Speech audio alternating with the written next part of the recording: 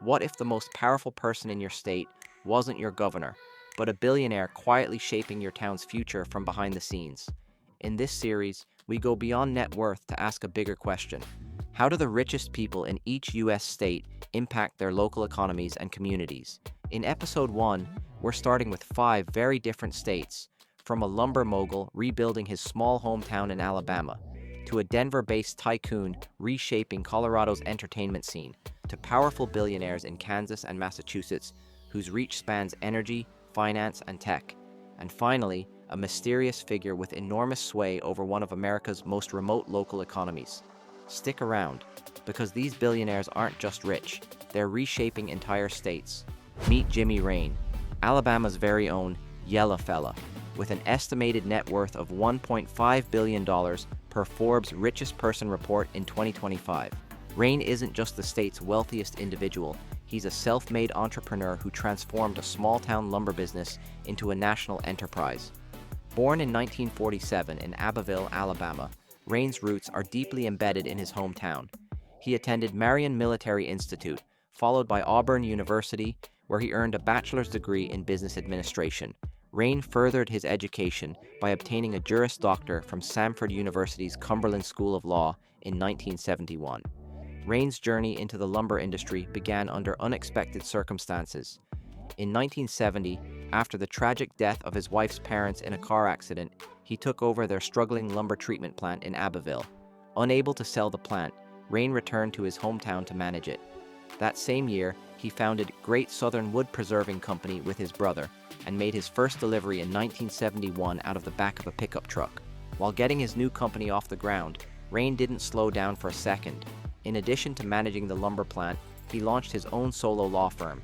Then, in 1973, he added yet another title to his resume, Henry County Judge. For several years, Rain balanced the demands of all 3 jobs. It wasn't until 1977 that he stepped down from the bench to focus full-time on growing Great Southern Wood and expanding his legal practice. Understanding the power of branding, Rain introduced the Yella Fella persona in the 2000s, a cowboy character he portrayed in commercials to promote Yellawood, the company's flagship product. This marketing strategy, combined with sponsorships of college football programs, propelled the brand's recognition. Today, Great Southern Wood Preserving is the largest producer of pressure-treated lumber in the United States. Combined with its sister company, Greenbush Logistics, they have almost 1,200 employees across 16 strategic locations, with distribution stretching from the U.S. to South America and the Caribbean. Despite the company's national reach, Rain chose to keep its headquarters in Abbeville, a town of approximately 2,500 residents. His investments have revitalized the local economy, including the restoration of historic buildings and the establishment of businesses like Hug and Molly's restaurant in downtown Abbeville. In 2000, Rain founded the Jimmy Rain Foundation, dedicated to providing college scholarships to deserving students. To date, the foundation has awarded over 750 scholarships, totaling $8.1 million. A staunch supporter of Auburn University, Rain has served on its board of trustees since 1999. His significant donations led to the creation of the Tony and Libba Rain Culinary Science Center, named in honor of his parents. In recognition of his leadership and commitment to community, Rain was appointed to the United States Semi-Quincentennial Commission, contributing to the planning of America's 250th anniversary celebrations. Jimmy Rain's story is a testament to entrepreneurial spirit and community dedication. From humble beginnings in Abbeville to national business success, his impact on Alabama's economy and education landscape is profound and enduring. In the heart of the Rocky Mountains lives one of the wealthiest and most quietly influential figures in the country, Philip Anschutz, the richest person in Colorado. With a net worth hovering around $16.9 billion, Anschutz has built a business empire that spans energy, entertainment, sports, hospitality, and real estate. Yet, outside of financial circles, his name is far from a household one. Born in 1939 in Russell, Kansas, Anschutz studied finance at the University of Kansas before diving into the oil business in 1961. That year, he purchased his father's struggling drilling company, Circle A Drilling, and later struck it big, literally. In 1979, a massive oil and gas reservoir was discovered on Anschutz Ranch East, a field straddling the Wyoming-Utah border. The discovery marked a significant milestone in the U.S. oil industry, as the Anschutz Ranch East oil field became one of the largest reserves of oil and gas in the nation at the time. 3 years later, in 1982, Philip Anschutz sold a 50% stake in his mineral rights in the field to Mobil Corp for approximately $500 million, providing the fortune that would go on to fund his future investments. He soon expanded into railroads, acquiring the Rio Grande Railroad and later the Southern Pacific Railroad, which eventually merged with Union Pacific in 1996, a deal that further cemented his status as a serious industrial player. At the center of his holdings is the Anschutz Corporation, headquartered in Denver, Colorado. It's the quietly powerful umbrella for dozens of companies in sectors ranging from entertainment to hospitality. Let's break down some of the key components. First up, Anschutz Entertainment Group, one of the largest sports and live entertainment companies in the world. AEG owns or operates over 100 arenas, stadiums, and venues, including the Crypto.com Arena in Los Angeles and the O2 in London. It also produces major events like Coachella. Anschutz was a founding investor in Major League Soccer and, at one point, owned or co-owned several teams. Today, he remains the principal owner of the Los Angeles Galaxy Soccer Club and the National Hockey League's Los Angeles Kings. In real estate and hospitality, Anschutz owns the Broadmoor, a 5-star resort in Colorado Springs, and Sea Island, a luxury resort in Georgia, both prominent employers and drivers of local tourism. Anschutz is also involved in media and film. Through Walden Media and affiliated companies like Bristol Bay Productions, Anschutz has funded films such as The Chronicles of Narnia, Ray, and Amazing Grace. He also owns the Washington Examiner News Company. Philip Anschutz's influence in Colorado isn't just in headlines or balance sheets, it's on the ground. His Colorado-based businesses, particularly the Broadmoor Resort, provide significant employment opportunities in the hospitality industry and is a major draw in Colorado Springs, generating year-round revenue from tourism.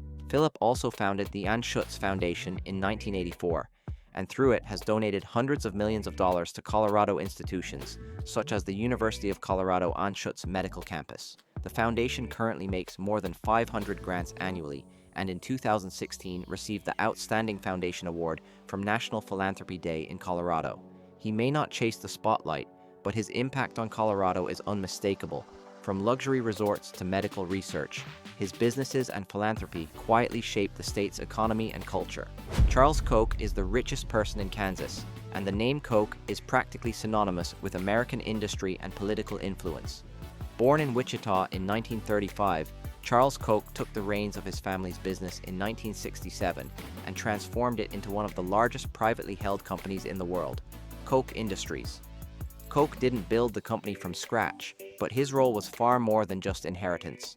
His father, Fred C. Koch, co-founded the company in 1940 under the name Wood River Oil and Refining Company. By the time Charles became CEO, it was already a solid regional player in oil refining. But under his leadership, the company exploded in scale, diversification, and profitability. Charles Koch implemented a business philosophy he calls market-based management, which he credits for driving innovation and accountability across his empire. Today, Koch Industries operates in a wide array of industries, far beyond oil. The conglomerate includes Georgia Pacific, paper products, Flint Hills Resources, refining and chemicals, Invista, textiles, Molex, electronic components, and Guardian Industries, glass manufacturing, among others. It also has investment arms like Koch Disruptive Technologies, which targets cutting-edge startups in fields like artificial intelligence and medical technology. As of 2025, Forbes estimated Charles Koch's net worth at $67.5 billion, making him one of the richest people in the world. While Koch Industries is a global operation, it maintains a major presence in its home state. The company is headquartered in Wichita, Kansas, and is one of the largest private employers in America. According to their website, Koch Industries employs over 3,800 people in Kansas, contributing almost $630 million in annual wages and benefits payments to the local economy.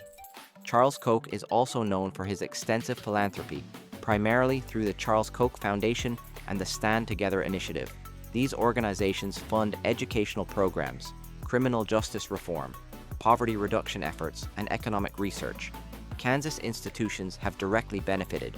Wichita State University, for instance, has received millions of dollars in grants and endowments from the Koch Foundation, supporting everything from business education to applied research. However, Koch's influence hasn't been without controversy.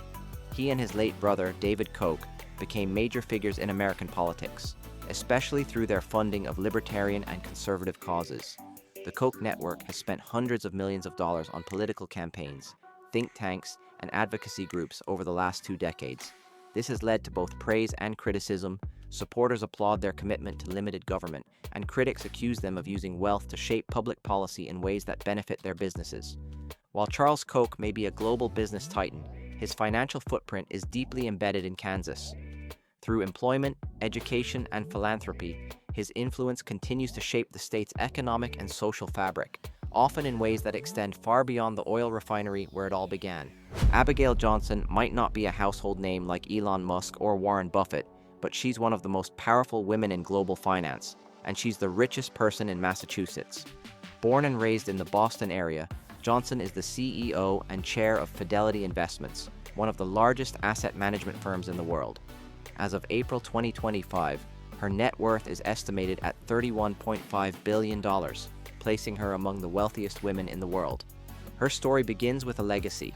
Fidelity Investments was founded in 1946 by her grandfather, Edward C. Johnson II.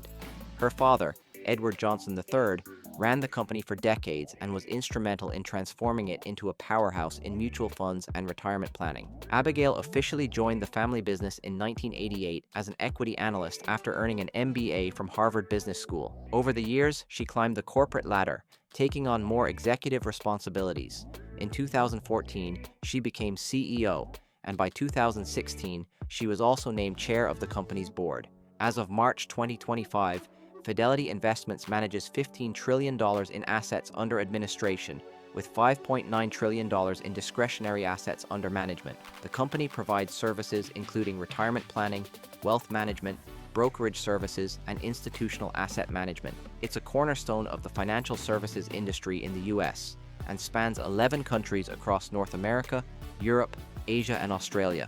Under Abigail Johnson's leadership, Fidelity has embraced technological innovation. One of her most significant moves was the company's early entry into cryptocurrency services.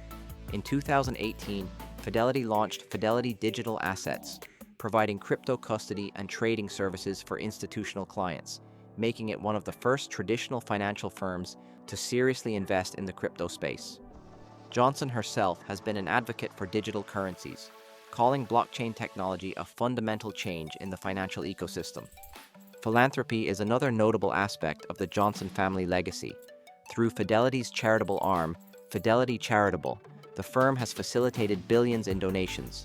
In 2022 alone, Fidelity Charitable granted over $11.2 billion to nonprofits, making it the largest grantmaker in the U.S. Abigail Johnson is known for keeping a low public profile, but the company's philanthropic influence is significant. Many of the donations go to education, healthcare, and community development initiatives across Massachusetts and beyond. Abigail Johnson's strategic decisions have significantly transformed Fidelity Investments, contributing to the company's prominence in traditional asset management and active growth in innovative financial technology.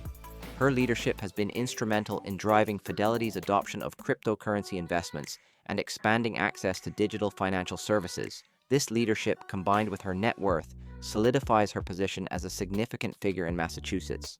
When you think of Hawaii, you probably picture turquoise water, volcanic cliffs, and ukulele music. But behind the postcard-perfect scenery lives a billionaire with a surprisingly low profile and a huge impact. Meet Pierre Omidyar, the richest person in Hawaii and the founder of eBay. With a net worth of over $10 billion, Omidyar has used his wealth not just to build tech empires, but to reshape parts of Hawaii's economy, environment, and civic life. And he's done it all while keeping himself mostly out of the spotlight. Pierre Omidyar was born in Paris in 1967 to Iranian parents. His family moved to the US when he was young, and he developed an early interest in computers. After earning a computer science degree from Tufts University, Omidyar began his career at Claris, an Apple subsidiary, where he developed software for the Macintosh. He held several other tech roles, including co-founding Inc. Development Corp., later renamed eShop Inc., but it was in 1995 that he wrote the code for AuctionWeb, a simple online auction site. The first item sold was a broken laser pointer, for $14.83. It was a humble beginning for what would soon become eBay, one of the world's first major online marketplaces. In 1998, eBay went public.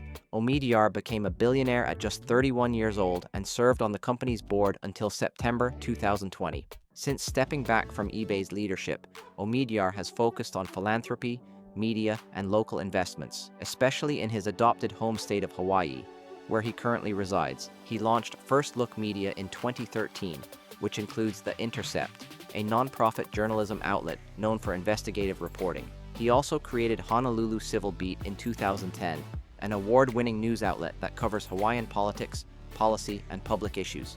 In the business and environmental realm, Omidyar co-founded the Ulupono Initiative, a Hawaii-based investment firm focused on local sustainability. Ulupono supports companies working in renewable energy, sustainable agriculture, freshwater access, and waste reduction, all critical issues for island economies.